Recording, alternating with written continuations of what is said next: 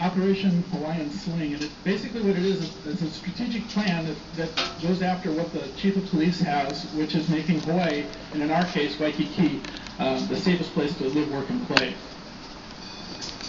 It's based on the Hawaiian Sling, which is the spear. We are the spear. The Honolulu Police Department is considered the spear, and the spear that they use has the 3 prongs. So that's the tool or the implement that we will be using to help reduce crime. The 3-prong attack is the strategic enforcement. My portion of it is the community policing. And then we use high visibility, which are the officers that are on patrol all the time. Under the strategic enforcement, what we do is we try to identify the key players. It's always good to know who you're up against. We recognize the crime trends. We have officers who send us information as to what the hot spots are, where things are happening, what's going on. Identify the criminal element as well as the known characters. Community policing's philosophy basically is that we're going to work with you folks and the community in general to develop partnerships and strategies to help combat these issues. And then again, high visibility, like I said, that's the patrol guys you see out driving around in the white cars, the 4th watch officers that are standing on the corners with their hats on and waving you down for jaywalking and crossing, against the red palm. And the 4th watch, or ATV, is also out there. Okay, my part of it, like I said, is the community policing. We're working on we've actually had a meeting with a whole bunch of different agencies and different groups of people to go over this. And these are the things that we know that we have the problem with: the peddlers, the street performers, the animal solicitation, the structures on the sidewalk, and obstructing sidewalk, which is those guys like the basketball man that's out there on Kalakaua Avenue, so you can't get around. Animal solicitation is the bird guys out on Kalakaua Avenue.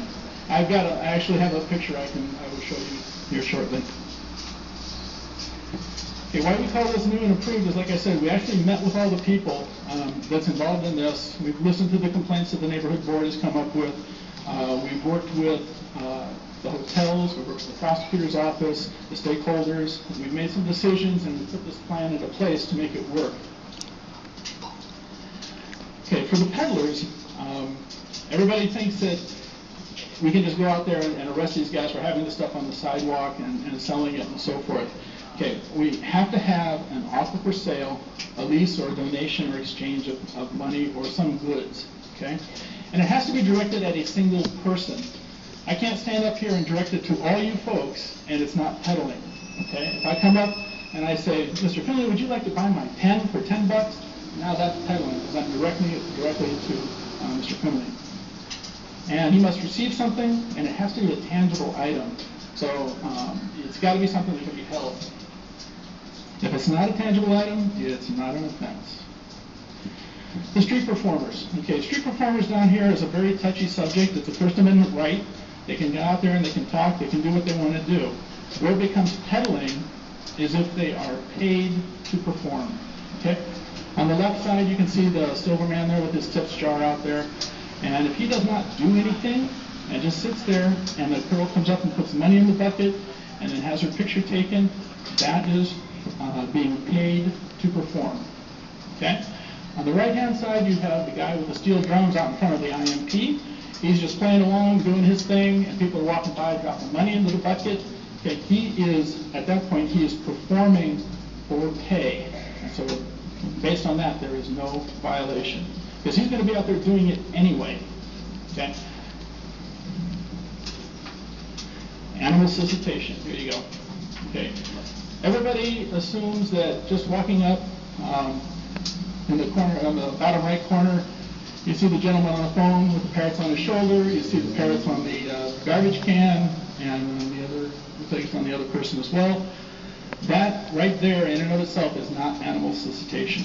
Although the law says they cannot put it on the garbage can, they cannot put it on another person, and they have to wear some sort of a sign, okay?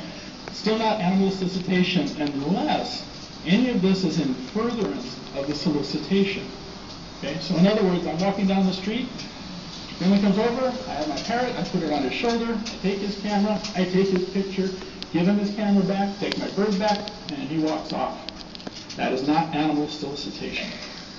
If I do that same procedure, and after I give him back his camera and I get my bird back, and I say, how about a $5 donation so that I can feed the birds? Okay, now that is in furtherance, Now he's in violation. Okay? And there's a whole list of things that he can be in violation of at that point, and it makes it a whole lot easier for us to prosecute. Structures on the sidewalk. Okay? This is another one that's going to be a little bit touchy for us, but we'll be able to enforce it from the standpoint of the permits that are needed. You can have a newsstand, a curbside teller, the trash chute, and any other structure if you have a permit for the sidewalk. Okay? We know that, like the person on the right here, and that's pretty obviously a structure, yeah, the palm reader. Okay, what we have a question about is on the left-hand side where we have that table. We have the man has his painting spread out. He has a TV projector, a TV monitor on there, and he's playing his photos, I believe, of what he has painted. Okay, now does that fall under a structure? Well, we don't know for sure. So we are working with the permitting section over at the Department of Finance to find out what their actual definition of a structure is, so that we can go from there. Obstructing. Like I said, we all know that the basketball man out there paces off so many feet around, and he doesn't let anybody come within that area, and he's out there dribbling his basketball, playing Harlem Globetrotter, and the crowd is backed up all the way against the back of the IMP, so people can't get by, they can't get out onto the, get by on the sidewalk, so they end up walking in the street. That's where we have the problem. Okay, so he's knowingly and recklessly obstructing a highway or public passageway, making it inconvenient and a hazard. But there's a little twist in the law that says if a police officer comes up and tells him that he's violating this and he has to stop and that crowd has to leave, we have no ground to stand on if he walks away. We can't cite him. Okay? But if we go away and we give him this warning and he comes back that night and he sets up again and starts doing it again, and then we have the situation where he's got the crowd again, then we do have the right to cite him at that point. Okay, so we have to give him a warning, basically. And there's basketball man for those that have never seen him perform. Okay, the noise.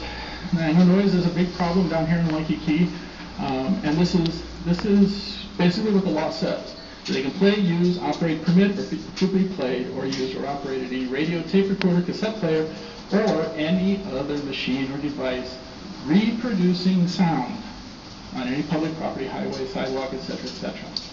Okay. The key to this is the reproducing the sound. Okay. If it is such that it is a guy on the running IMP that plays the ukulele out there, and he has the big concert speakers all set up, and he's playing ukulele, and you hear this band in the background. Okay, and he's the only one there. He's reproducing sound because he's using a CD to add the drums and the bass and whatever else the case may be. However, if he is the only one out there playing and you don't hear any of the other instruments playing, he is now producing sound and he is no longer reproducing it. So that's the way that law works, is we have to have it reproducing sound. And then again, for us to prosecute, what we need is a complainant, obviously. We need somebody to make a complaint about it, willing to go to court and help us out. Now, in the case of a noise complaint, like, for example, during the strike at the Hilton Hawaiian Village, I know I answered several complaints about people, the protesters down there banging their pots, screaming on their microphones and their megaphones, and whatever else they had out there, and chanting the whole 10 yards. Okay, in this case, we cannot take a complaint from the security at the Hilton Hawaiian Village because they were involved in the case. Okay. However, at the Ilikai Hotel, if Ilikai had called us and they said that one of my guests up on the 24th floor or whatever is complaining about the noise, I went up there, I checked it out, and sure enough, boy, I couldn't even hear myself think up there. Now we have grounds to start, and we can start the complaint. Okay. And it helps even stronger, makes it even a stronger case if the officer goes up and validates it also. Okay, so the officer can go up. In this particular situation, I got a complaint from a guest at the hotel at the Hilton. He was up on one of the upper floors on the Rainbow Tower. My officer went up there. He calls me on the cell phone and he says, "Sarge, this is a little loud."